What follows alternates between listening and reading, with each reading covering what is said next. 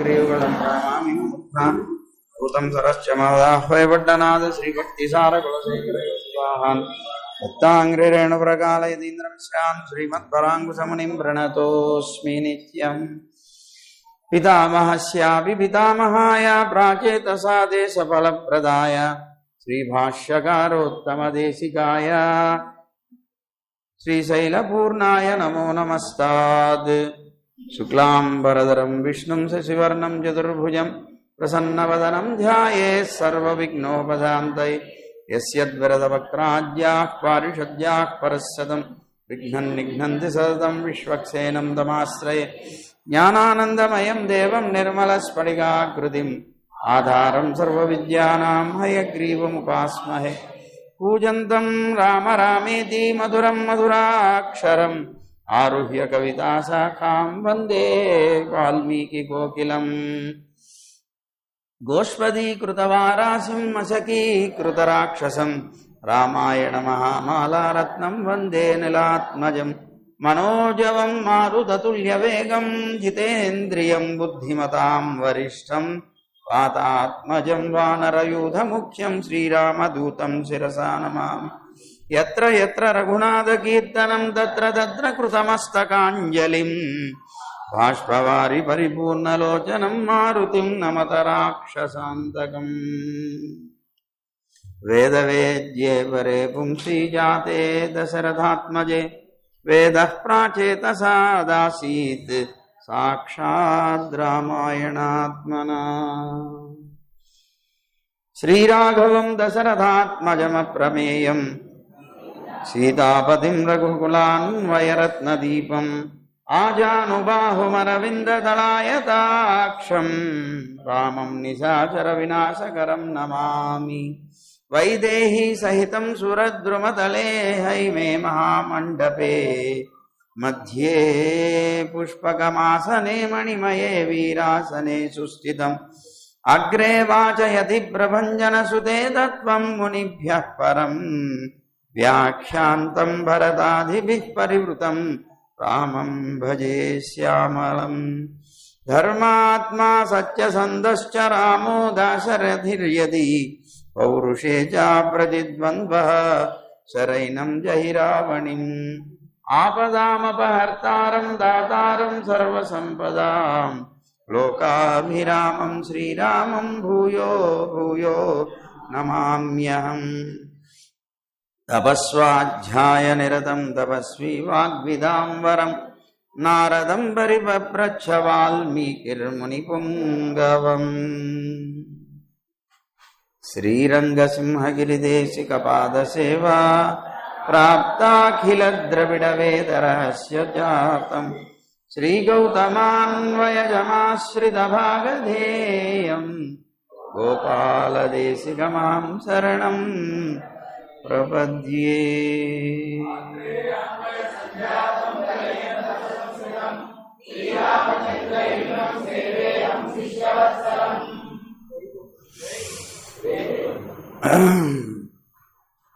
ఇక ఇవాల్టి నుంచి తలపబడుతున్నటువంటి గుణాల్లో ప్రధానంగా మనకి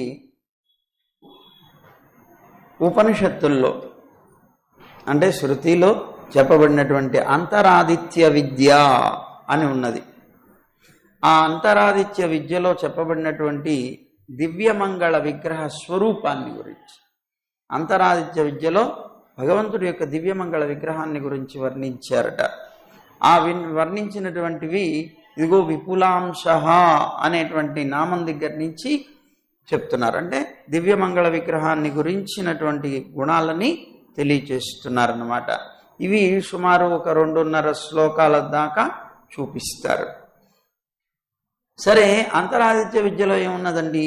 అధయ పురుషే అథ యహ ఏషోంతరాదిత్యే హిరణ్మయ పురుషో దృశ్యతే హిరణ్యశ్మశ్రు హిరణ్యకేశః ఆప్రణకాత్ సర్వ ఏవ సువర్ణః తస్య యథా కప్యాసం పుండరీకమేవ మక్షిణి తస్యోదితి నామ స ఏష సర్వేభ్యః పాపేభ్యః ఉదేతి హవై సర్వేభ్యః పాపేభ్యో య ఏవం వేద అని చెప్పబడుతోంది అంతరాదిత్య విద్య.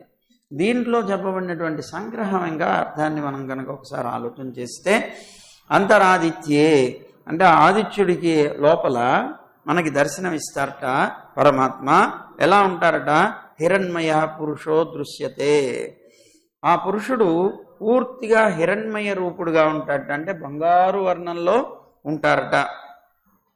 హిరణ్యశ్మశ్రు హిరణ్యకేశ అంటే ఆయనకు ఉండేటువంటి మీసాలు, ఆయనకు ఉండేటువంటి కేశాలు ఇవన్నీ కూడాను సువర్ణపు రంగులో ఉంటాయట. ఆ ప్రణఘాత్ సర్వ ఏవ సువర్ణ, గోళ్ళు దగ్గర నుంచి శిరస్సుకు ఉండేటువంటి వెంట్రుక చివరి దాకా మొత్తం కూడాను సువర్ణమయంగా ఉంటారట. తస్య యథా కప్యాసం పుండరీకమేవ మక్షిణి, అతనికి ఆయన యొక్క నేత్రాలు ఉంటాయట కప్యాసం పుండరీకమేవ మక్షిణి అని. దీని విషయంలోనే మనం చాలా చెప్పుకున్నాం ఇంతకుముందు, మళ్ళీ ఇప్పుడు అవసరం లేదు. ఆ కప్యాసం పుండరీకమేవ మక్షిణి అంటే అర్థం ఏంటంటే, అదే మన ఉడయవర్లు చెప్పినటువంటిది. ఈ వాక్యానికి సంబంధించి మనకు ఉడయవర్లు అనుగ్రహించినటువంటిది ఏమిటి అంటే, గంభీరాంబ సముద్భూత సుమృష్టనాళ రవికర వికసిత మన రవికర వికసిత కమల దళాయతేక్షణ. ఏమిటండి ఈ పుండరీక నయనాలంటే? అంటే దాని గురించి వర్ణిస్తూ మంచి లోతు కలిగినటువంటిది ఒక సరస్సు, మంచి బురద కలిగినటువంటిది, బురద కలిగి లోతు కలిగినటువంటి ఒక సరస్సు.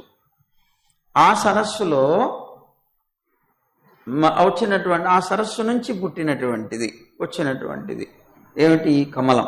ఆ కమలానికి ఉండేటువంటి కాడ ఉంటుందే సుమృష్టనాళ, మంచి బలంగా ఉండేటువంటి నాళం కలిగినటువంటిది. ఆ నాళం పైన వచ్చినటువంటి ఒక ఆకు, దాని మీద వచ్చినటువంటి ఒక పువ్వు. ఆ పువ్వు ఎలా ఉంది అంటే రవికర వికసిత పుండరీక దళామలాయతే క్షణ అన్నారు. అది దళామలాయతే క్షణ, పరమాత్మ యొక్క నేత్రాన్ని వర్ణిస్తున్నారు. ఎలా వచ్చిందిట ఇది? అలా వచ్చినటువంటి ఆ కమలంట రవికర వికసితమై ఉన్నదిట. రవికర వికసితం అంటే సూర్యుడి యొక్క కిరణాలు అనేటువంటి కరాలు చేతులతో అది వికసింపబడింది అన్నమాట. అంటే సూర్యుడి యొక్క కిరణాలు పడినప్పుడే కమలం విచ్చుకుంటుంది కదా, అందుకోసం అని చెప్పి ఆ కర వికసిత అని, ఆ సూర్యుడి యొక్క కిరణాలు అనేటువంటి చేతులతో అది వికసింపబడినటువంటి పుష్పమై ఉంటుందిట. అది చాలా ప్రకాశవంతంగా ఉంటుంది. ఆ ప్రకాశవంతమైనటువంటి ఆ కమలం యొక్క ఒక్కొక్క దళం పుండరీక దళామలాయతే క్షణ, అమలమైనటువంటి పరిశుద్ధమైనటువంటి దళం, ఆ పువ్వు యొక్క దళం ఎంత వెడల్పుగా ఉంటుంది, చాలా చక్కగా ఉంటుంది. అది ఎలా ఉంటుంది? ఒక ఇలా ఉండి ఇలా ఉంటుంది కన్నులాగా. అలాంటి విశాలమైనటువంటి నేత్రాలు కలిగినటువంటి వాడు, అందుకని పుండరీక నయనుడు అని అన్నారు. అందువల్ల యథా కప్యాసం పుండరీక, అది కూడా ఎందుకు ఇట్లా చెప్పారు అంటే, బాగా లోతు కలిగినటువంటి సరస్సులో నుంచి పుట్టింది పెద్ద పుష్పం వస్తుందిట. అది కూడా ఆ పుష్పాన్ని కాడను బట్టి మనం లెక్క వేయచ్చుట. కాడ కనుక బాగా బలంగా ఉంది అంటే పుష్పం చాలా పెద్దది వస్తుంది, చాలా విశాలమైనటువంటి రేకులు కలిగినటువంటిది అవుతుంది. కానీ కాడ కనుక సన్నగా ఉన్నదనుకోండి, దాని మీద వచ్చేటువంటి పుష్పం కూడా చిన్నదిగా ఉంటుంది. అందువల్ల ఇక్కడ ఏమంటున్నారు? సుమృష్టనాళ అన్నారు ఉడయవర్లు. ఆ ఉన్నటువంటిది కూడా ఎలాంటిది? ఆ సరస్సు బాగా లోతు కలిగినటువంటిది. దాంట్లో నుంచి వచ్చేటువంటి ఆ పువ్వుకి సంబంధించినటువంటి కాడ సుమృష్టం, మంచి బలంగా, మంచి లావుగా, దృఢంగా ఉన్నటువంటిది. దాని మీద వచ్చేటువంటి పువ్వు ఎంత గొప్పగా ఉంటుందో, దాని యొక్క రేకు ఎంత విశాలంగా ఉంటుందో, అలాంటి నేత్రాలు కలిగినటువంటి వాడయా. యథా కప్యాసం పుండరీకమేవ మక్షిణి తస్యోదితి నామా, అతనికి ఉదితి అని పేరుట.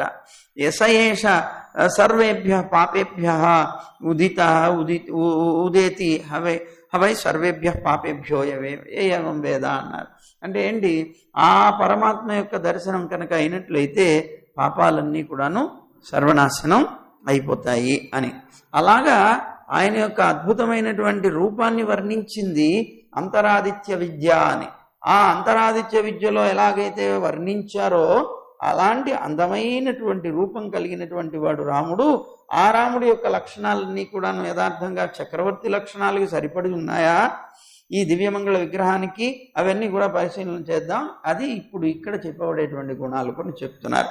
విపులాంశ అన్నారు, విపులాంశో అన్నారు. విపులాంశ అంటే ఏంటి? విశాలమైనటువంటి స్కందములు కలిగినటువంటి వాడు అని. విశాలమైన స్కందములు, స్కందం అంటే శాఖ, శాఖ అంటే చేతులు అన్నమాట. అవి కలిగినటువంటి వాడు అంటే ఇప్పుడు చూడండి, అంటే మూపులు అంటారు, మనం మూపులు అంటారు. ఆ మూపు అంటే భుజ శిరస్సులు అంటారు. ఈ భుజం అనేటువంటిది ఏదైతే ఉందో భుజ శిరస్సు అంటారు దీన్ని. ఈ మూపులన్నీ కూడాను ఉన్నతంగా కలిగిన, విశాలంగా కలిగిన వాడు, ఉన్నతంగా కలిగినటువంటి వాడు. ఈ ఉన్నతమైనటువంటి స్కందాలు కలిగి ఉండడం అనేటువంటిది మహాపురుష లక్షణం అంట. ఇది సాముద్రిక శాస్త్రం ఈ మాట చెప్తోంది. ఏమని చెప్తోందిట? కక్ష కుక్షిశ్చ వక్షశ్చ ఘ్రాణస్కందౌ లలాటిగా సర్వభూతేషు నిర్దిష్ట ఉన్నతాస్తు సుఖప్రదాహ అంటోంది. ఇది జ్యోతిష్ శాస్త్రం, సాముద్రిక శాస్త్రం చెప్తోందిట. ఈ లక్షణాలు కలిగినటువంటి వాడు ఇప్పుడు కూడా సుఖప్రదుడై ఉంటాడు అని చెప్తోంది. ఏం లక్షణాలట అంటే చంకలు, కక్ష అంటే చంకలు, కుక్షిశ్చ అంటే కడుపు, వక్షస్థలం అంటే వక్షశ్చ అంటే వక్షస్థలం, ఘ్రాణస్కందౌ అంటే ముక్కులుకి ఉండేటువంటి రెండు ముక్కులు, అలాగే ఘ్రాణం అంటే ముక్కులు, అలాగే స్కందం అంటే మూపులు, అలాగే లలాటిక అంటే నుదురు, సర్వభూతేషు నిర్దిష్ట ఉన్నతాస్తు సుఖప్రదాహ. ఇవన్నీ కూడాను ఉన్నతంగా ఎవరికైతే ఉంటాయో వాళ్ళకి సుఖం కలుగుతుంది, ఎప్పుడూ కూడా సుఖమయమైనటువంటి జీవితాన్ని గడుపుతారు అని అన్నారు. మరి ఇదిగో ఈ రాముడి యొక్క శరీర లక్షణాలు కూడా ఇవన్నీ ఉన్నాయి. కక్షం, ఆ చంకలు కానీ, కడుపు కానీ, వక్షస్థలం కానీ, ముక్కులు కానీ, అవి ముక్కులుగా పొడుగ్గా ఉండాలి, మంచి ఉన్నతంగా ఉండాలట. స్కందవు ఇవి కానీ, భుజాలు కానీ, లలాటిగా, ఇవన్నీ కూడాను ఉన్నతంగా కలిగినటువంటి వాడు ఎవడైతే ఉంటాడో అతను సుఖవంతుడవుతాడు. అందుకని ఇక్కడ ఏమన్నారు? విపులాంశ అన్నారు. విపులాంశ అనేటువంటి లక్షణాన్ని బట్టి శాస్త్రం ఏదైతే చెప్తోందో అలాంటి లక్షణం కలిగినటువంటి వాడు కనుక పరమ సుఖవంతుడు అని చెప్పారు. సరే, తర్వాత మహాబాహు అనేటువంటిది ఇంకొక లక్షణం ఉన్నది. మహాబాహు అంటే ఏంటి? గుండ్రమై బలిసినటువంటి బాహువులు కలిగినటువంటి వాడు. గుండ్రంగా ఉంటాయట, ఆ చేతులు కూడా గుండ్రంగా ఉంటాయట, బలిసినటువంటివి ఉంటాయట. అలాంటివి కలిగినటువంటి వాడు. మనకి రాముడికి పేరుంది కదా, ఆజానుబాహు అంటారు. ఆజానుబాహు అంటే మన మోకాళ్ళ దాకా వెళ్లాడేటువంటి చేతులు కలిగినటువంటి వాడు అని. తర్వాత చెప్తారు ఈ విషయాన్ని కూడా, ఈ లక్షణం కూడా ముందు చెప్తారు. అయితే ఇప్పుడు ఏముంటుంది శాస్త్రం? ఆజానులంబినౌ బాహు వృత్త పీనౌ మహీశ్వరే అని సాముద్రిక లక్షణం. ఇది సాముద్రిక శాస్త్రం చెప్తోంది. ఏముంటుందిట? మోకాలి వరకు వ్రేలాడేటువంటి గుండ్రని బలిసినటువంటి బాహువులు ఎవరికైతే ఉంటాయో అతను భూమిని పరిపాలిస్తాడు అని చెప్తాడు, భూమీశ్వరుడు అవుతాడు అని చెప్తాను.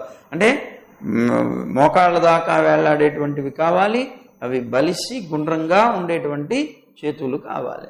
అలాంటి వాడు భూమిని పరిపాలిస్తాడు లక్షణం చెప్తాను. ఇక్కడ చెప్పినటువంటి మహాబాహు అనేటువంటి ఆయన యొక్క లక్షణం చెప్తున్నారు కనుక ఇప్పుడు ఆయన భూమీశ్వరుడు అయ్యాడు కదా, ఆ లక్షణం ఈయనలో ఉన్నది అన్నమాట.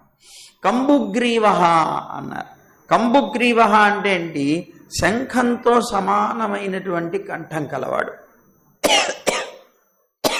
అంటే శంఖం లాంటి కంఠం కలవాడు అన్నమాట. అంటే ఇక్కడ దానికి సంబంధించి చెప్తోంది సాముద్రిక లక్షణం. కంబుగ్రీవశ్చ నృపతి లంబకర్ణోతి భూషణ. ఏంటిట దీంట్లో? కంబుగ్రీవశ్చ నృపతి. కంబుగ్రీవం కనుక ఉన్నట్లయితే, అంటే శంఖం లాంటి కంఠం కనుక ఉన్నట్లయితే అతను నృపతి అంటే ఒక రాజు అవుతాడు, మానవులకి ప్రభు అవుతాడు, రాజు అవుతాడు. అలాగే లంబకర్ణో అతిభూషణ, లంబకర్ణం అంటే చెవు పొడుగ్గా కనుక చెవు ఉన్నట్లయితే వాళ్ళు భూషణాలు ఎక్కువ ధరిస్తారట, అంటే ఆభరణాలు ఎక్కువ ధరిస్తారట. అట్లా కనుక కంబుగ్రీవం అంటే ఏమిటండి అని, కంబుగ్రీవ అంటున్నారు కదా, శంఖం లాంటిది అన్నారు కదా, అంటే ఎలా ఉండాలి కంబుగ్రీవం అంటే ఏమిటి, దాని లక్షణం ఏమిటి, దాని లక్షణాన్ని గురించి హలాయుధం అనేటువంటి ఒక నిఘంటువు చెప్తోంది. ఈ విషయాన్ని ఏం చెప్తోందిట, రేఖాత్రయాన్విత గ్రీవ కంబుగ్రీవేతి కథ్యతే. కంబుగ్రీవం అంటే ఏమిటి, 3 రేఖలతో విరాజిల్లేటువంటి మెడ. అంటే ఇట్లా 3 రేఖలు ఉంటాయి. ఆ 3 రేఖలు గనక మెడ మీద ఉన్నాయి అంటే అది కంబుగ్రీవం అని అంటారు. అది ఉత్తమ లక్షణం. ఆ కంబుగ్రీవం ఎవరికైతే ఉంటుందో వాడు నృపతి, రాజు అవుతాడనమాట అని చెప్తారు. తర్వాత మహాహనుహు అని అన్నారు.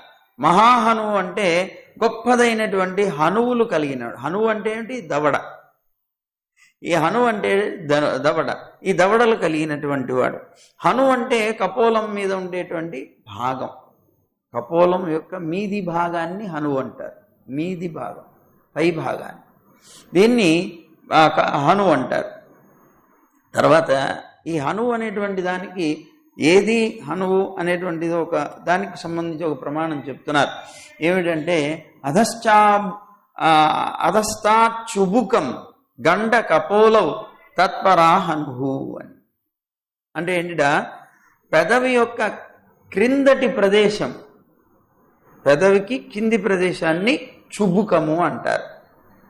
చుబుకము అంటే గడ్డం. మనం ఏదైనా తింటూ ఉన్నప్పుడు కదిలేటువంటి చలించేటువంటి గండ కపోలాలు ఏవైతే ఉన్నాయంటే చెక్కిళ్ళు అనమాట. వీటిని చెక్కిళ్ళు అంటాం కదా మనం. ఆ చెక్కిళ్ళ మీద ఉండేటువంటి పార్శ్వభాగం, పై భాగాన్ని మనం హనుహు అంటాం. పై భాగాన్ని కానీ లేదా లోపల ఉన్నటువంటి భాగాన్ని కానీ, పై కనిపించే ఈ భాగం కానీ లోపల ఉండేటువంటి భాగాన్ని కానీ, ఈ రెండింటినీ కూడా హనువు అని అంటాం. ఏమండి, యథార్థంగా చెప్తే ఈ రెండిట్లో కన్నా కూడా ప్రధానంగా మనకి కనిపించేటువంటిది హనువు అంటే వెలి దౌడ అన్నమాట. వెలి దౌడ, ఇది దౌడ అంటాం కదా, అదిగో ఈ దౌడ అనేటువంటిది ఏదైతే ఉందో ఇది వెలి దౌడ అంటే బయట ఉండేటువంటి దీన్నే యథార్థంగా హనుహు అని అంటాం. ఇది మహాహనుహు అన్నారు. ఈ మహాహనుహు అంటే ఎలా ఉంటుందిట అది చెప్తున్నారు. హంసలౌతు హనూయస్య భవతస్త్విషదున్నతే స నరో మృష్టమస్నాతి యావదాయు సుఖాన్విత. ఏంటిడా, ఎవని యొక్క దవడలైతే బలిసినవై ఉంటాయో, అంటే బలిసి కొద్దిగా ఎత్తుగా ఉంటాయో, ఆ మనుష్యుడు చక్కని భోజనం చేస్తాడట, మంచి భోజన ప్రియుడు అవుతాడట, ఎప్పుడు చక్కగా తినడంలో మంచి నేర్పరి కూడా అవుతాడట, మంచి భోజనం చేస్తాడు, ఆయుష్ ఉన్నంత మటుకు సుఖిస్తాడు. ఏమండి, ఈ మహాహనుహు అంటే మరి రాముడు అంతే కదా. రాముడు రాజు, వాళ్ళకి సాపాటికి ఏం లోటు, బ్రహ్మాండమైనటువంటి రకరకాలుగా భోజనం చేస్తారు. ఆయుష్ ఉన్నంత మటుకు ఆయన సుఖించాడు. కానీ మనకు అనిపిస్తుంది ఏంటండి సుఖం, ఎక్కడండి సుఖం రాముడికి, అంతా దుఃఖాలే కదా అని అనుకుంటాం. కాదు, దుఃఖపట్టం కూడా సుఖంలో ఒక భాగం.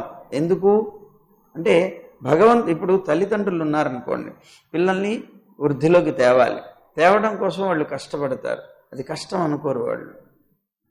వాళ్ళని పైకి తేవడం కోసం పడేటువంటి దుఃఖాన్ని దుఃఖం అనుకోరు, అది మనకి సుఖమనే అనుకుంటారు. ఎందుకు, వాళ్ళు పైకి వస్తారు కదా. అట్లాగే భగవంతుడు కూడా ఎప్పుడూ రాముడు కూడా ఎప్పుడు కూడా తను దుఃఖంగా భావించలేదు. అది ఏం చేసినా అది సుఖం. ఇప్పుడు అడవికి వెళ్ళాడు, కష్టాలు పడ్డాడు మనం అనుకుంటున్నాం, కానీ అది ఆయనకి సుఖమే. ఎందుకు సుఖం, తండ్రి గారి యొక్క మాటని పాటించాను. ఈ కష్టాన్ని పెద్ద కష్టంగా భావించలేదు, అదే ప్రధానంగా భావించాడు. నాన్నగారి యొక్క మాటను నేను పాటించాను, ఆయన ఏం చెప్పారో అది చేశాను, చాలాదే. అది సుఖం అనుకున్నాడు అట్లా అన్నమాట. అలాగా వాళ్ళు ఆయుష్ ఉన్నంత మటుకు కూడా సుఖిస్తారు. ఏమండి, తర్వాత ఇంకొక శ్లోకం చెప్తోంది, మహోరస్కో మహేశ్వాసో గూఢజత్రురరిందమ ఆజానుబాహుశిరాహ సులలాట సువిక్రమ. ఇంకో శ్లోకం చెప్తాను. ఏం చెప్తున్నారట, ఆ రాముడి యొక్క వక్షస్థలం చాలా విశాలమైనటువంటిది, ధనస్సు చాలా గొప్పది, అతని యొక్క మూపుల యొక్క సంధి ఎముకలు ఉంటాయే అవి బాగా పైకి కనిపిస్తాయిట. మూపుల యొక్క సంధి అంటే ఈ ఎముక ఈ ఎముక రెండు కూడా కలిసేటువంటి ప్రదేశం ఉంటుంది, అది బాగా ఎత్తుగా కనిపిస్తాయిట. పైకి కనిపించవుట సంధి మూపులు ఎముకలు గూఢజత్రురందమః అన్నారు, అవి కనిపించవుట. అలాగే అతను కామక్రోధాది శత్రువుల్ని పాపాలని పోగొట్టేటువంటి వాడు. అరిందమః అంటే పోగొట్టేటువంటి వాడు. శత్రువులు, ఆ శత్రువులందరినీ కూడాను నాశనం చేయగలిగినటువంటి వాడు. శత్రువులు ఎవరుంటారు? కామక్రోధాదులు, పాపాలు, వీటన్నిటినీ కూడా నాశనం చేసేస్తాడు. అలాగే ఆజానుబాహు, అతని బాహువులు మోకాళ్ళ వరకు వేళ్లాడుతూ ఉంటాయిట. సుశిరాహ, అతని యొక్క శిరస్సు అలాగే లలాటం, ఈ రెండు కూడా మంచి లక్షణాలు కలిగినటువంటివి. అలాగే దీంతో పాటుగా సువిక్రమ, మంచి నడక కలిగినటువంటి వాడు అని అన్నారు. ఇప్పుడు మహోరస్కః అన్నారు. మహోరస్కః అంటే అర్థం ఏంటి? మహోరస్కః అంటే మహత్ విశాలం ఉరో యస్య అసౌ అని అన్నారు. అంటే ఏంటండి, మహత్ విశాలం ఉరోయస్య, ఎవరికైతే విశాలమైనటువంటి ఉరువు అంటే విశాలమైనటువంటి వక్షస్థలం ఎవరికైతే ఉంటుందో అతనికి మహోరస్కుడు అని పేరు. స్థిరం విశాలం కఠినం ఉన్నతం మాంసలం సమం వక్షోయస్య మహీపాలః తత్ సమోవా భవేన్నరః. అంటే ఏంటిట, స్థిరమైన, ఇది కూడా ఇది మన ఇది చెప్తోంది జ్యోతిష్ శాస్త్రం, శాస్త్ర సాముద్రికం ఏం చెప్తోందిట, స్థిరమైనటువంటిదై, విశాలమైనటువంటిదై, కఠినమైనటువంటిదై, ఉన్నతమైనటువంటిదై అంటే బాగా ఎత్తు కలిగినటువంటిదై, బలిసినటువంటిదై, సమమైనటువంటి వక్షస్థలం ఎవరికైతే ఉంటుందో అలాంటి మనుష్యుడు రాజు గాని లేదా రాజుతో సమానమైనటువంటి వాడు గాని అవుతాడు. తర్వాత ఇదే లక్షణాన్ని రాముణ్ణి వర్ణిస్తూ తర్వాత కూడా వస్తుంది, పీనవక్షాహ, బలిసిన వక్షం కలిగినటువంటి వాడు అని వస్తుంది. సరే, ఇది ఒకటి. ఈ మహోరస్కః అంటే అర్థం అది, అంటే బాగా ఉన్నతమై స్థిరమైనటువంటి విశాలమైనటువంటి వక్షస్థలం కలిగినటువంటి వాడు. అతను ఈ లక్షణాలన్నీ కూడాను ఆయనలో ఉన్నాయి. మరి జగత్తుకి ప్రభు అయ్యాడు కదా మరి, అలా అన్నమాట. మహేశ్వాసః అన్నారు. మహోరస్కః అంటే చెప్పారు, ఉరస్కుడు ఊరు అంటే ఇది చెప్పాం కదా. సరే, మహేశ్వాసః అన్నారు. మహాన్ ఇశ్వాసోధనుర్యస్య అసౌ మహేశ్వాసః అని, అంటే మంచి గొప్పదైనటువంటి విల్లు కలిగినటువంటి వాడు, ధనస్సు కలిగినటువంటి వాడు. విశ్వాసము అంటే ధనస్సు అన్నమాట. మహేశ్వాస అన్నారు కదా, విశ్వాసం అంటే ధనస్సు. మంచి ధనస్సు కలిగినటువంటి వాడు అంటే అర్థం ఏంటి చెప్పండి? మంచి దృఢమైనటువంటి ధనస్సు కలిగిన వాడు అన్నారనుకోండి, దాన్ని బట్టి మనకి ఏమర్థం అవుతుంది? అలాంటి ధనస్సును పట్టుకోవడానికి కావాల్సిన శక్తి కావాలి, ముందు దాన్ని ఎత్తగలిగినటువంటి శక్తి కావాలి, దాన్ని ఎక్కువ పెట్టగలిగినటువంటి శక్తి కలవాలి. దీన్ని బట్టి మనకు అర్థమవుతుంది మంచి విలుకాడు అని. అంటే మహేశ్వాస అంటే అర్థం ఏంటి? గొప్ప విలుకాడు అని. విలుకాడు అనడం చేత ఈ ధనస్సును పట్టుకున్నాడు అంటే పట్టుకోవడానికి తగినటువంటి శరీరం కూడా కలిగిన వాడు అని. అది పట్టుకోవడానికి బక్కగా ఉండి ఎంత పెద్ద ధనస్సును పట్టుకోవడం అంటే, ఇదో అర్జునుడిది కనుక ఆ గాంధీవం అనేటువంటి ధనస్సుని మొయ్యలేకపోయాట ఉత్తర కుమారుడు.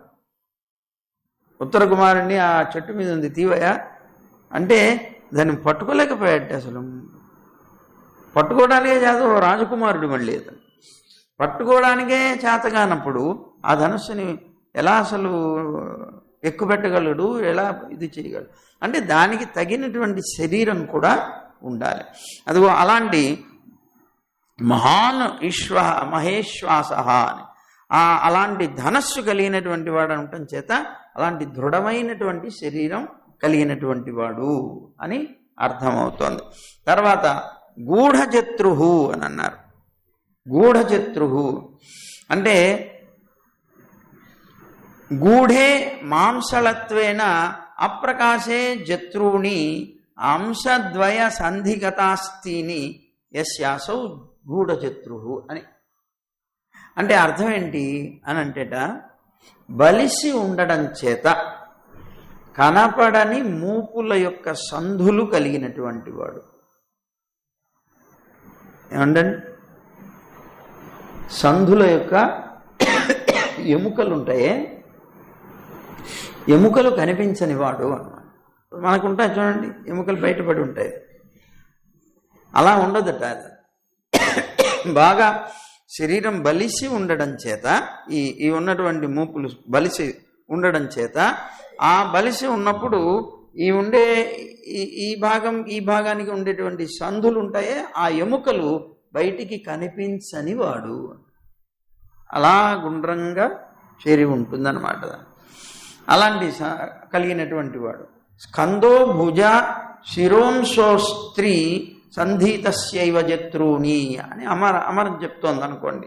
స్కంధము అనేటువంటిది, జత్రుహు అనేటువంటిది, ఇవన్నీ కూడాను దీనికి సంబంధించిన భుజాల్లో ఉండేటువంటి సంధుల గురించి చెప్పేటువంటివి అని చెప్తోంది. తర్వాత విషమైర్ జత్రుభిర్నిస్వా అతి సూక్ష్మైశ్చ మానవాః ఉన్నతైర్ భోగినో నిమ్నై విశ్వాహ పీనైర్ నరాధిపాహ అని సాముద్రిక లక్షణం చెప్తోంది. ఏం చెప్తోంది? ఇలాంటి గూఢజత్రుహు అని చెప్పబడేటువంటి బలిసి ఉన్నటువంటి చేతులు అవ్వడం వల్ల సంధుల్లో ఉండేటువంటి ఎముకలు కనిపించకుండా ఉండేటువంటి వాడు అనేటువంటి లక్షణం చెప్తోంది. ఈ లక్షణం ఎవరికి ఉంటుందండి అన్నప్పుడు దానికి చెప్తున్నారు, మూపుల యొక్క సంధులు ఏవైతే ఉంటాయో అవి హెచ్చు తగ్గులై మిక్కిలి చిన్నవి గనక అయినాయి అనుకోండి అవి దరిద్రులవుతారట వాళ్ళు. ఈ మూపుల యొక్క సంధులు ఉంటాయే అవి హెచ్చు తగ్గులుగా ఉండి చిన్నవిగా ఉన్నాయనుకోండి వాళ్ళు దరిద్రులు అవుతారు. అదే మంచి బలిసినటువంటివి ఉన్నాయనుకోండి రాజులు అవుతారట వాళ్ళు. కనుక ఇక్కడ గూఢజత్రుహు అనేటువంటి శబ్దం బట్టి చూస్తే ఆయన బలిసినటువంటి మూపులు కలిగినటువంటి వాడు అని తెలుస్తాడు. కనుక ఇంకొకటి అరిందమహ అన్నారు. అరిందమహ అంటే అర్థం ఏంటి? శత్రువుని అణిచివేయగలిగేటువంటి స్వభావం కలిగినటువంటి వాడు.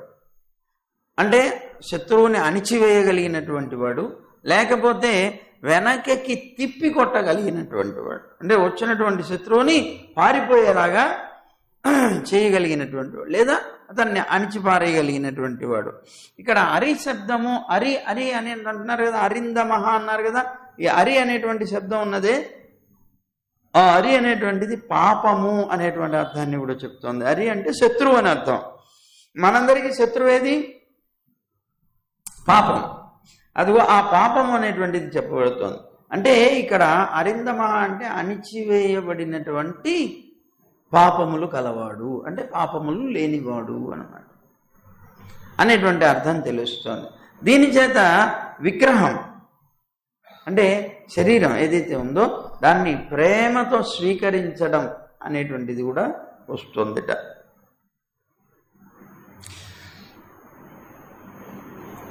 ఎట్లా స్వీకరించడం జరిగింది? ప్రేమతో స్వీకరించడం అంటే ఏమిటి దీన్ని బట్టి అని అంటే, మనం జన్మించాం, మనం శరీరాన్ని స్వీకరిస్తున్నాం. ఈ శరీరం ఎట్లా స్వీకరిస్తున్నాం? మనకు ఎలా వచ్చింది ఈ శరీరం? మన కర్మ మూలంగా వచ్చింది.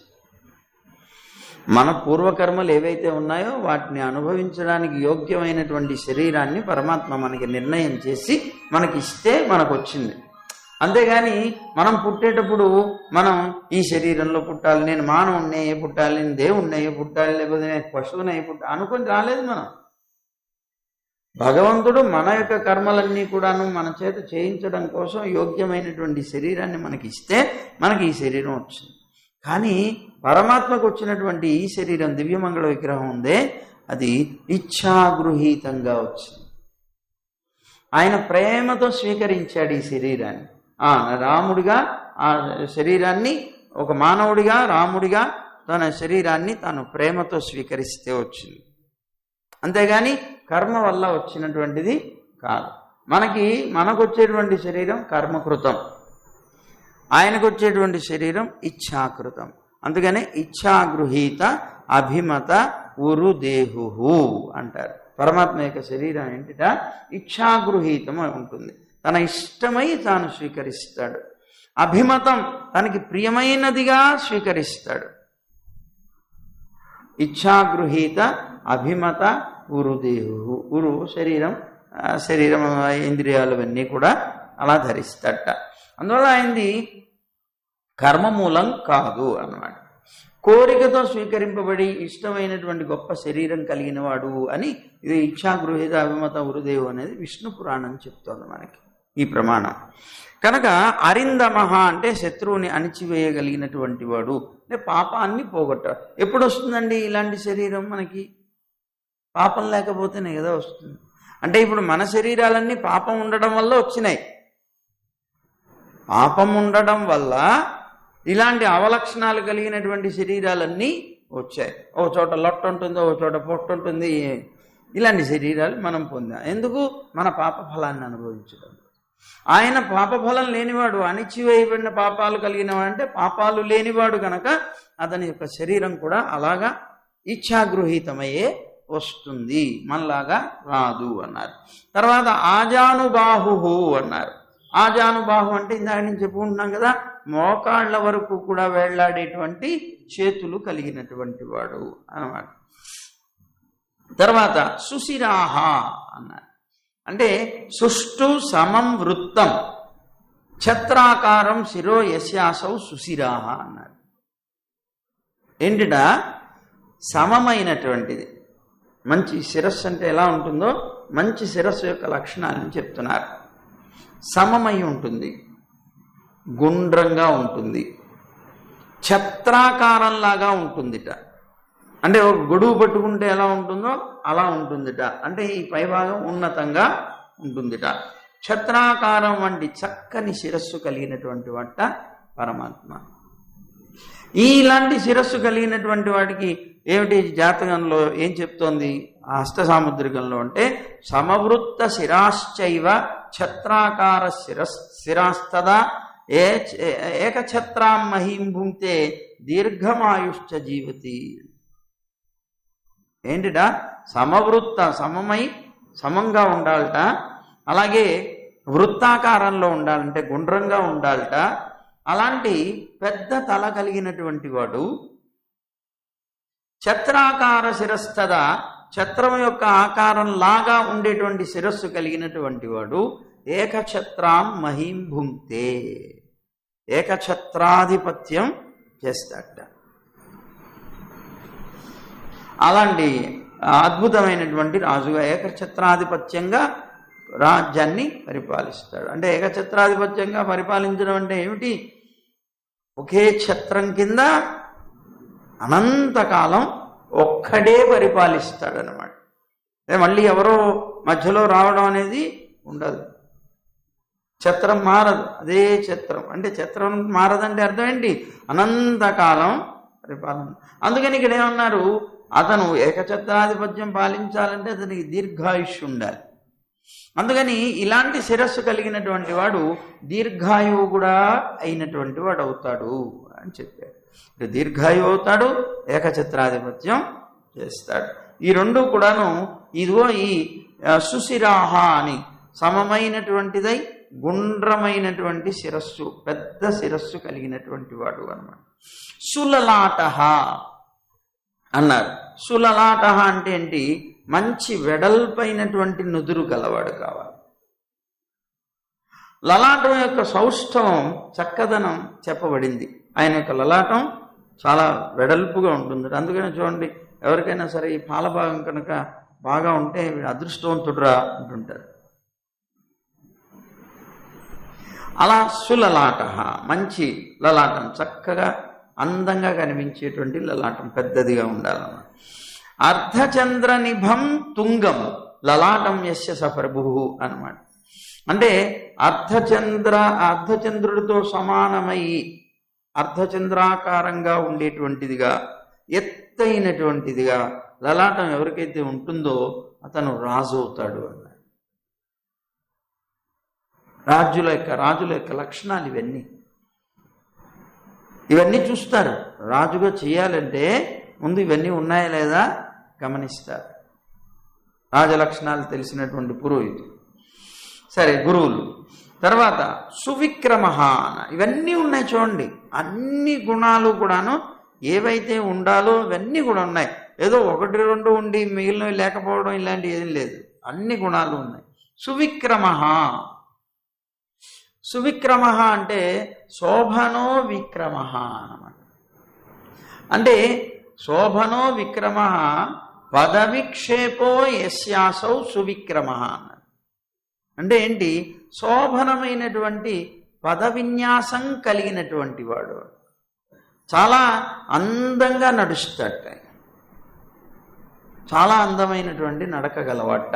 ఏమిటండి ఆయనకు ఉన్నటువంటి ఆ అందమైనటువంటి గంభీరమైనటువంటి నడక ఏమిటండి అనంటే, సింహర్షభ గజ వ్యాఘ్ర గతయో మనుజామునే సర్వత్ర సుఖమేధంతే సర్వత్ర జైన సదా అని జగద్వల్లభ సాముద్రికం అనేటువంటి ఒక గ్రంథం చెప్తోంది. ఈ విషయం ఏం చెప్తోందిట?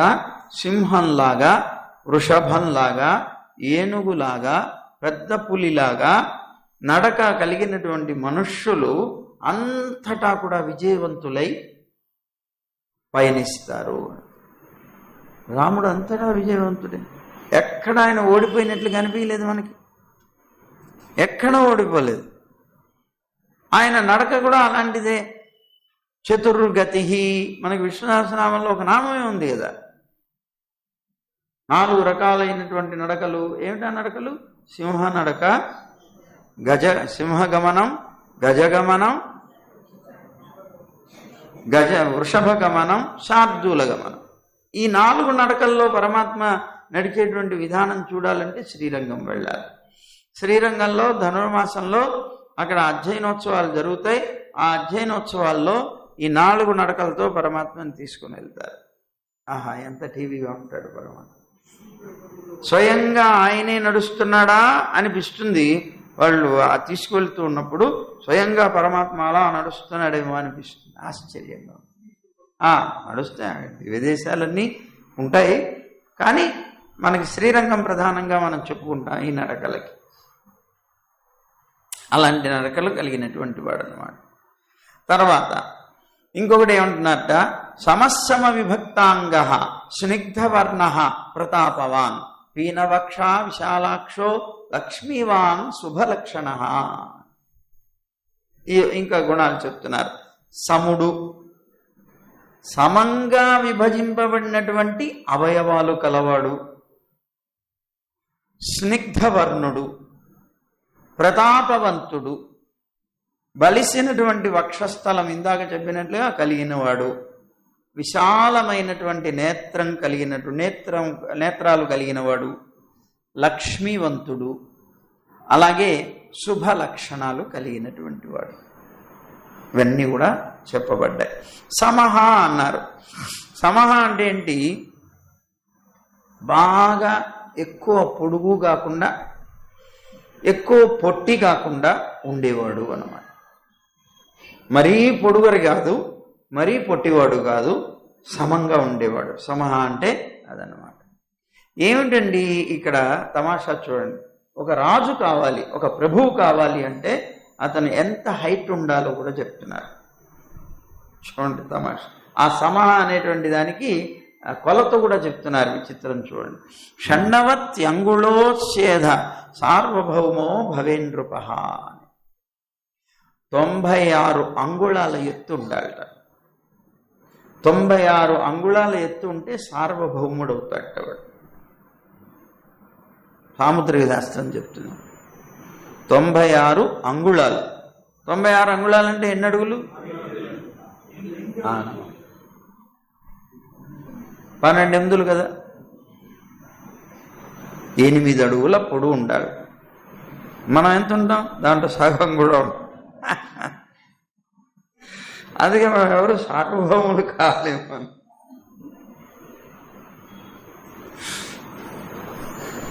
అట్లా 96 అంగుళాలు ఉండాలట. రాముడు అలా ఉండేవట, 8 అడుగులు విగ్రహం. తర్వాత సమవిభక్తాంగ. సమహ అంటం చేత మరీ పొడుగరి కాదు, మరీ పొట్టివాడు కాదు. ఇదేమిటండి 8 అంగుళాలంటే బాగా పొడుగు కదా అని మనం అనుకుంటాం. ఇప్పుడు మన సైజును బట్టి మనం అలా అనుకుంటున్నాం. యథార్థంగా కృతయుగం యొక్క సైజు అది కాదు, బాగా పొడుగుంటారు వాళ్ళు. వాళ్ళు ఉండేటువంటి ఇది సైజు బాగా ఎక్కువ. ఆ రోజుల్లో అంత హైటు కాదు, అంత తక్కువ కాదు, సమంగా ఉండేటువంటి, అంటే 8 అంగుళాలు సమం అన్నమాట ఆ కాలంలో. 8 అంగుళాలు కాదు, 8 అడుగులు. 96 అంగుళాలు, 8 అడుగులు ఆ రోజుల్లో సమం అన్నమాట, సమంగా ఉన్నట్టు లెక్క. ఈవేళ మరీ పొట్టివాడు కాదు, మరీ పొడుగువాడు కాదు అంటే ఎన్ని అడుగులు? 5.5 మహా అయితే. ఇది సంగతి. అంటే ఆ యుగానికి ఈ యుగానికి ఎంత తేడా వచ్చింది చూడండి. అట్లా తర్వాత దీంతో పాటు ఇది సమం శరీరం. తర్వాత అంగాలు కూడా సమవిభక్తాంగ. అంగాలన్నీ కూడాను సమంగా ఉంటాయట. ఏది ఒకటి ఎత్తు, ఒకటి తక్కువ, ఒకటి లొట్టపోయి, ఒకటి ఇది అట్లా ఉండవుట. అన్నీ సమంగా ఉంటాయట. అందుకనే ఆయన్ని ఎంత చూసినా చూడాలనిపిస్తుంది. అన్ని అందంగా ఉండేటువంటి శరీరం. ఆ శరీరంలో ఎక్కడ ఎక్కువ తక్కువలో. ఇప్పుడు అందవికారం అంటే అర్థం ఏంటి చెప్పండి? అందం అంటే ఏం చెప్పారు చెప్పండి? మనం చెప్పాక సౌందర్యం అంటే ఏం చెప్పారు?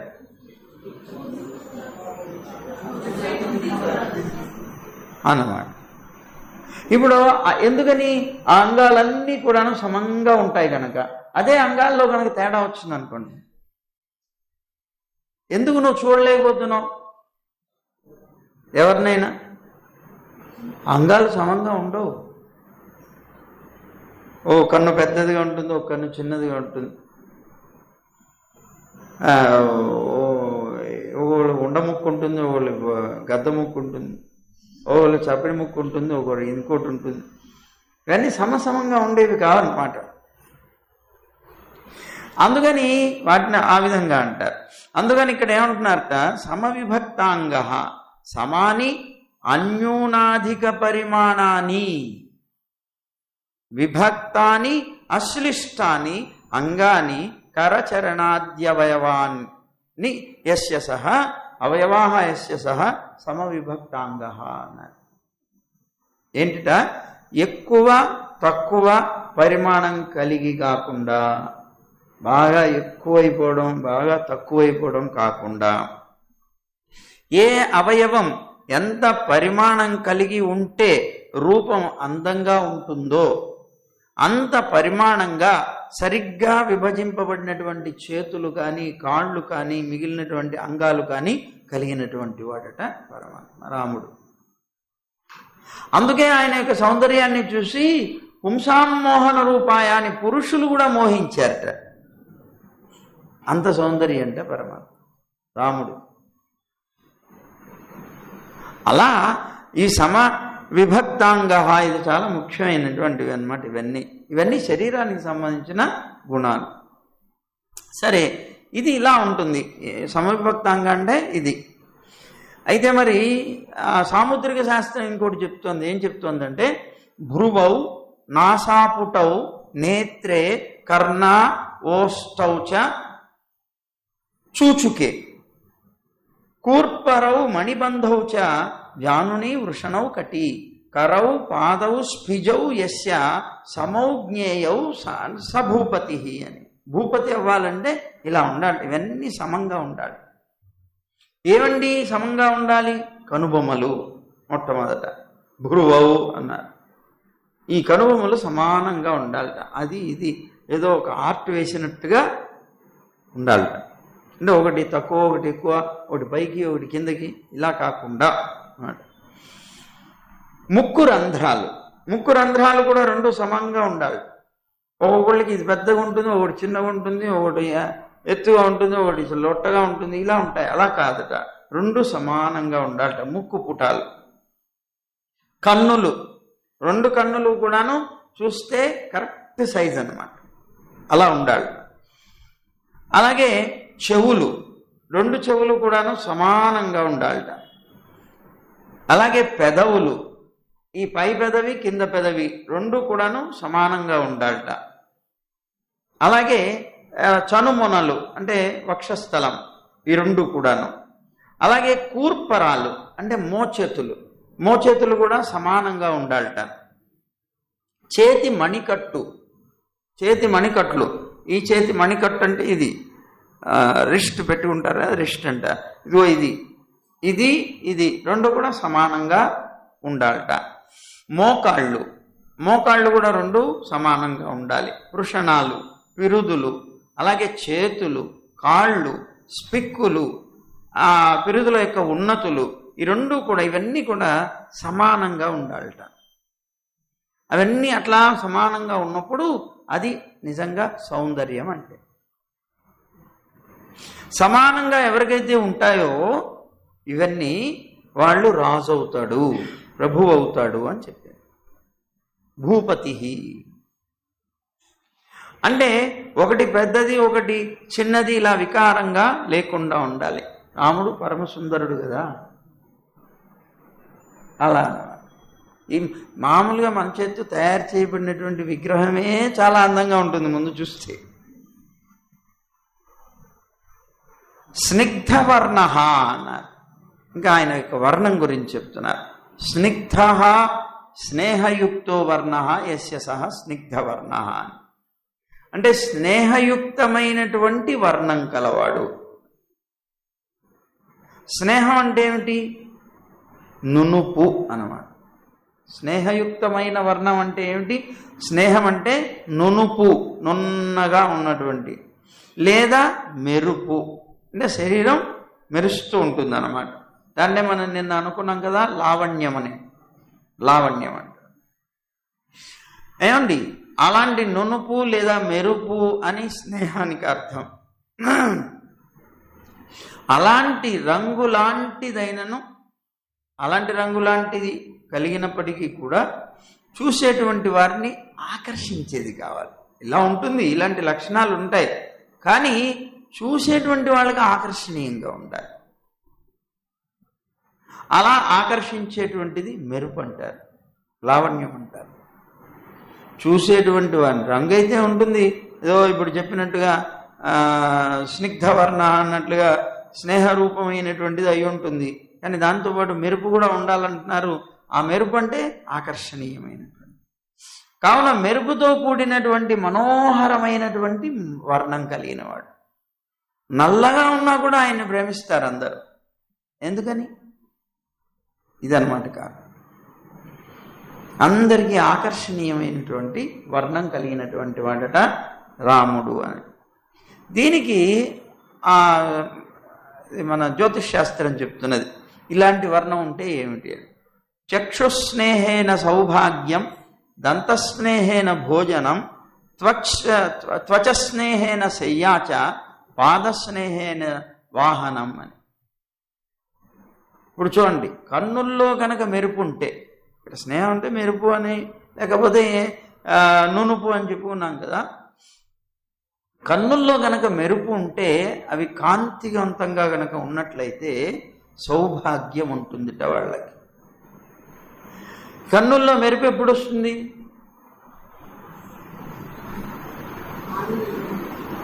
కళ్ళు కొంతమంది ఎండిపోయినట్టుంటాయి, కొంతమంది కళ్ళు చమక్ చమక్లాడుతుంటాయి, మెరుస్తుంటాయి. ఈ కళ్ళల్లో మెరుపు ఎప్పుడు వస్తుంది?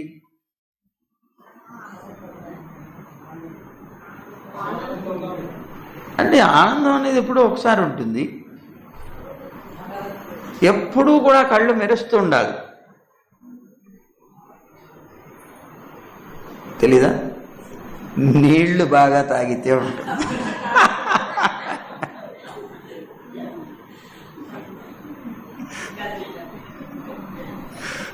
నీళ్లు బాగా తాగాలి. నీళ్లు ఎక్కువగా తాగనటువంటి వాళ్ళ కళ్ళు ఎండిపోయినట్లుంటాయి. నీళ్లు ఎప్పుడు మంచిగా నీళ్లు కావాల్సిన నీళ్లు ఎంత తాగాలి అంటే 5 లీటర్లు రోజుకి తాగాలట, కనీసం 3 లీటర్లన్నా తాగాలట. అలా నీళ్లు కనుక తాగితే ఈ కళ్ళు ఎప్పుడూ కూడాను మెరుస్తుంటాయి. ఎందుకు? నీరు చేరి ఉంటుంది అక్కడ. నీరుంటే మెరుపు వస్తుంది కదా. అదనమాట. అందువల్ల కన్నుల్లో మెరుపు చేత సౌభాగ్యం తెలియబడుతుంది. ఇప్పుడు చూడండి, సౌభాగ్యం అన్నారు. ఇక్కడ మంచి నీరు తిండి తినగలిగినటువంటి వాడెవడు సౌభాగ్యవంతుడు కదా. అవి బాగా ఉన్నవాడే చేయగలుగుతాడు. నీళ్లు కూడా దొరకని వాడు కళ్ళు ఎండిపోకపోతే ఏమైపోతాయి? కళ్ళలో మెరుపు ఎక్కడ ఉంటుంది అంటారు. అలాగా సరే, సౌభాగ్యం. దంతాల్లో ఉండేటువంటి మెరుపు మంచి భోజనాన్ని ఇస్తుంది వాడికి. దంతాల్లో కనుక మెరుపు ఉంటే, అంటే దంతాలు తలుక్కుమంటుంటాయి కొంతమందికి. కొంతమంది ప్లాస్టిక్ దంతాలు పెట్టుకుంటారు, వేరే సంగతి అనుకోండి. అది కాదు, కొంతమంది అదేవో లోషన్స్ పెట్టి దాన్ని తెల్లగా మెరుపులు ఉండేలాగా చూసుకుంటారు. ఇప్పుడు టీవీల్లో అడ్వర్టైజ్మెంట్స్ ఇస్తారు చూడండి, పేస్ట్ల కోసం అడ్వర్టైజ్మెంట్ ఇస్తారు కదా. వాళ్ళు ప్రత్యేకంగా అన్న అవుతారు ఆ పళ్ళు కనిపించడానికి, ఆ పేస్ట్ వచ్చిందని. అవి ఆ దంతాలు కాదు, ఆ దంతాలు కావాలని తర్వాత చేసుకున్నారు అందరు కనిపించడానికి. అలా కాకుండా సహజ సిద్ధంగానే ఎప్పుడూ పళ్ళు తెల్లగా మెరుస్తూ ఎవరికైతే ఉంటాయో వాళ్ళకి మంచి భోజనం లభిస్తుంది అన్నమాట. అలాగే చర్మంలో నునుపుదనం కనుక ఉన్నట్లయితే, చర్మంలో నునుపుదనం దాంతోపాటు మెరుపు ఎవరికైతే ఉంటే వాళ్ళకి శయ్య అంటే మంచి నిద్ర భోగం లభిస్తుందిట శరీరంలో గనక ఉంటే. పాదాల్లో గనక నునుపు ఉంటే, పాదాలు గనక చక్కగా నునుపు మెరుపు చేత ఉన్నాయనుకోండి, వాళ్ళకి వాహన లాభం లభిస్తుందట, వాహన లాభం కలుగుతుంది అని సాముద్రిక లక్షణాల్లో చెప్తున్నారన్నమాట. ఇది వరరుచి అని ఒక ఆయన రాసినటువంటి సాముద్రిక లక్షణం. సరే, దీంతో పాటుగా ప్రతాపవాన్ అన్నారు. ప్రతాపవాన్ అంటే తేజస్సు కలిగిన వాడు అని. మనం మామూలుగా అయితే ప్రతాపవంతుడు అంటే ధైర్యం కలిగిన వాడు అలా అనుకుంటాం. ఇక్కడ చెప్పేది తేజస్సు కలవాడు అంటే శోభ కలిగినటువంటి వాడు అని. అంటే ఇంకొకటి కూడా, ఇది కూడా అర్థం ఉంది, ఇది అర్థం ఉన్నదన్నమాట. ఎదిరించేటువంటి వారిని తపింప చేయగలిగినటువంటి వాడు. ఎవరైనా ఎదిరిస్తూ వస్తే అలాంటి వాళ్ళని తపింప చేయగలిగినటువంటి ప్రతాపం కలిగినటువంటి వాడు. ఇది ఎలాంటిదిట అంటే, వేసవి మంచి మండుటెండ, ఆ ఎండలో ఆచ్ఛాదన లేకుండా ఎండలో నిలబడగలిగితే, మంచి ఎండ కాస్తుంది, ఆ ఎండలో ఒంటి మీద బట్ట లేకుండా నిలబడగలిగితే అది సాధ్యమవుతుందా? కొద్దిసేపు ఉంటే చాలు తలకాయ అంతా నొప్పి వచ్చేస్తుంది, వేడి విపరీతమైనటువంటి వేడి, పరుగులు పెట్టుకుంటూ లోపలికి వెళ్ళిపోతాం, కాళ్ళు కాలుతుంటాయి. అలా నిలవడం శక్యం కానట్లుగా రాముడి ఎదుట అనాశ్రితులైనటువంటి వాళ్ళు నిలవడం కూడా అలా శక్యం కాదట. మంచి ఎండలో ఒంటి మీద బట్ట లేకుండా నిలబడగలగటం అనేటువంటిది ఎంత అసాధ్యమో, రాముడి ఎదుట అనాశ్రితులు అంటే ఆయన్ని ఆశ్రయించినటువంటి వాళ్ళు నిలబడడం కూడా అంత కష్టంట. అదిట పరాక్రమం అంటే. ప్రతాపవాన్ అంటే సూర్యుడి యొక్క వేడిలాగా ప్రతాపం అంటున్నారు కదా, సూర్యుడి యొక్క ఈ దీన్ని కూడా ఎండ ప్రతాపం, సూర్యుడు ప్రతాపం చూపిస్తున్నాడు అంటారు చూడండి. ప్రతాపం అంటే నిలబడనీయనటువంటి ఒక స్థితి కల్పించడం. అలాగా పీనవక్షాహ, ఇంకా దీంతో పాటుగా బలిసినటువంటి వక్షస్థలం కలిగినటువంటి వాడు. విశాలాక్ష, విశాలే పద్మపత్రాయతే అక్షిణి యస్య సహ విశాలాక్ష, తామర రేకుల్లాగా దీర్ఘములై వెడల్పై ఉండేటువంటి కన్నులు కలిగినటువంటి వాడు.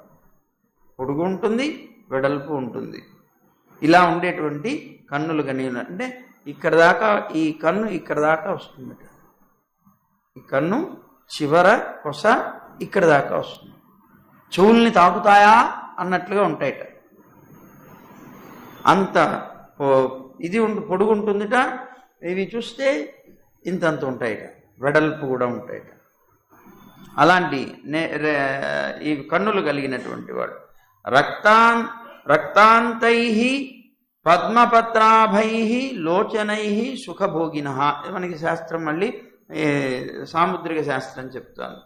ఎవరికైతే ఎరుపు కొనలు కలిగినటువంటి కన్నులు ఉంటాయో, ఎరుపు కొనలు అంటే ఈ చివర్లు ఎప్పుడు కూడా ఎర్రగా ఉంటుంది, ఈ కొనలు కొసలు ఎప్పుడు ఎర్రగా ఉంటాయి. ఎవరికైతే అలా ఉంటాయో,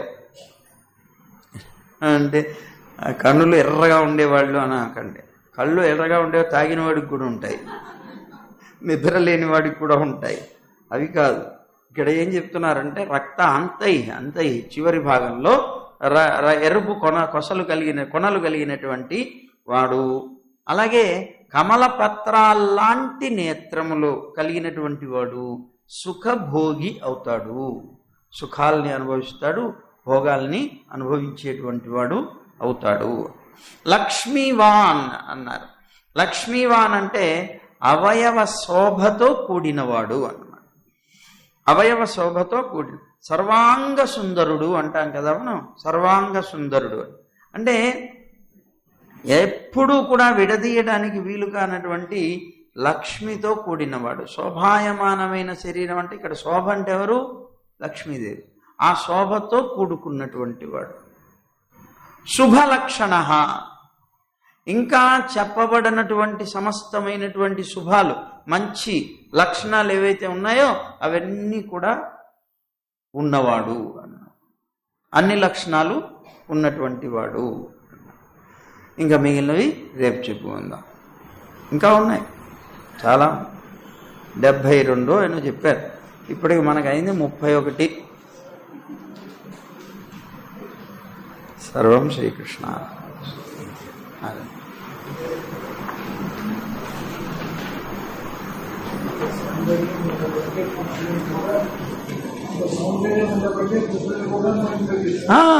మరి మనం వింటున్నాం పుంసాం మోహన రూపాయ, పుంసాం మోహన రూపాయ, పుణ్య శ్లోకాయ మంగళం అంటున్నాం, వింటున్నాం. కానీ అది ఏమిటో, ఆ సౌందర్యం అంటే ఏమిటో తెలియదు మనకి. అవన్నీ వర్ణించారనమాట రాముడిలో.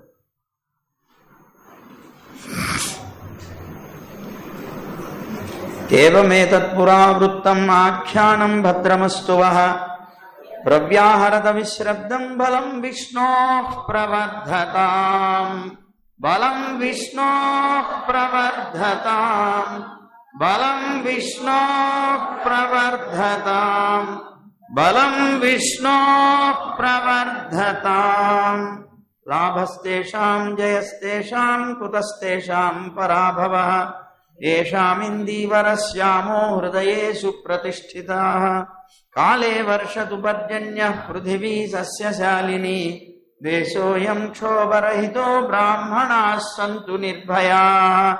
కావేరీ వర్ధతాం కాలే కాలే వర్షతు వాసవః శ్రీరంగనాథో జయతు శ్రీరంగశ్రీశ్చ వర్ధతాం. స్వస్తి ప్రజాభ్యః పరిపాలయంతాం న్యాయేన మార్గేణ మహీం మహిషాః గోబ్రాహ్మణేభ్యः శుభమస్తు నిత్యం లోకాః సమస్తాః సుఖినో భవంతు. మంగళం కోసలేంద్రాయ. హారతిస్తారు, హారతిస్తారు తొందరగా. నువ్వు రెడీగా ఉండు, హారతిస్తారు.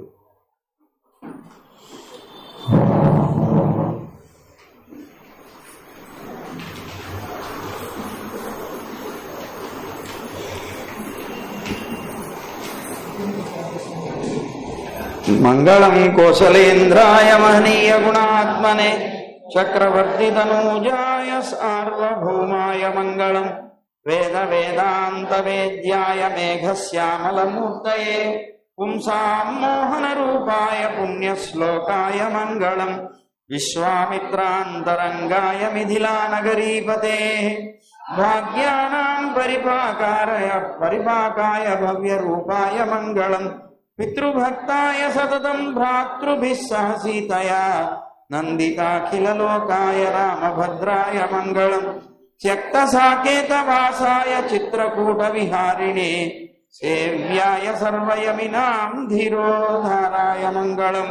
సౌమిత్రిణా చ జానక్యా చాపబాణాసిధారిణే సంసేవ్యాయ సదా భక్త్యా స్వామినే మమ మంగళం. సాదరం సబరీ దత్త ఫలమూలాభిలాషినే సౌలభ్య పరిపూర్ణాయ సత్వోద్రిక్తాయ మంగళం. హనుమత్సమవేతాయ హరీశాభీష్టదాయినే వాలి ప్రమదనాయాస్తు మహాధీరాయ మంగళం. శ్రీమతే రఘువీరాయ సేతూల్లంఘిత సింధవే జితరాక్షసరాజాయ రణధీరాయ మంగళం. ఆసాద్య నగరీం దివ్యాం అభిషిక్తాయ చ సీతయా రాజాధిరాజరాజాయ రామభద్రాయ మంగళం. మంగళాశాసనపరైః మదాచార్య పురోగమైః సర్వైశ్చ పూర్వైరాచార్యైః సకృతాయాస్తు మంగళం.